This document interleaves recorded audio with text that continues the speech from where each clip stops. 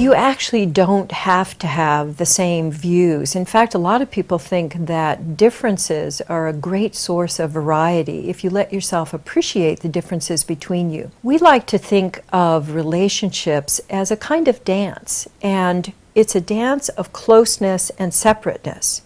And there are times when you're going to want to do things together, and there are going to be lots of times where one of you is interested in something else in your career path, or something else that you're investigating, or a shift in what you're wanting to do in your career.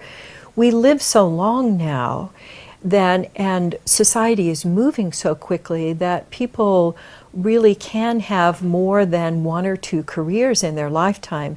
And those periods of transition can be stressful for a relationship, because it can bring up fears about, how we're going to make things work. Are we going to have enough money?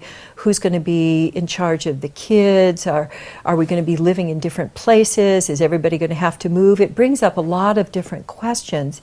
And what we've found is most important is each of you really following your deepest creative urges, because that's what's going to renew your relationship. That's what's going to really fuel your relationship long term. Are you supporting each other's creativity? Are you supporting what we call your genius? What it is that you love to do, such that when you're doing it, time disappears. And if you're looking for that, and you're looking for that in your partner, you're going to keep moving into, over the life of your relationship, accelerated creativity, more and more co-creativity, where you're finding things that you like to do together, and you may be opening up whole new skills in yourself that you didn't really even know that you had. So for example, when I got together with Gay, I had no idea that I would become a relationship expert. If you had seen me back then, I was a hippie, had long hair, I was a dance movement therapist. I taught people how to tune into their body language, and by being together and really exploring together what it is we both love to do, we've grown over the years in lots of different career paths that have kept feeding back into renewing our relationship.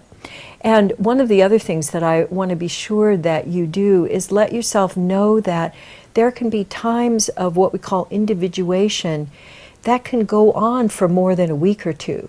You might be on a career path. For example, one of our friends decided in his 30s that he wanted to become a physician. And that's a long path, a career path of 6 to 8 years. And so sharing that with his partner was a bit of a conversation, but they kept communicating with each other, and she was also keeping her life juicy by doing what she wanted to do, and giving him the space to really grow in the way that was most meaningful to him. And he brought that appreciation back to their relationship, and they're more deeply connected now, and he is a physician.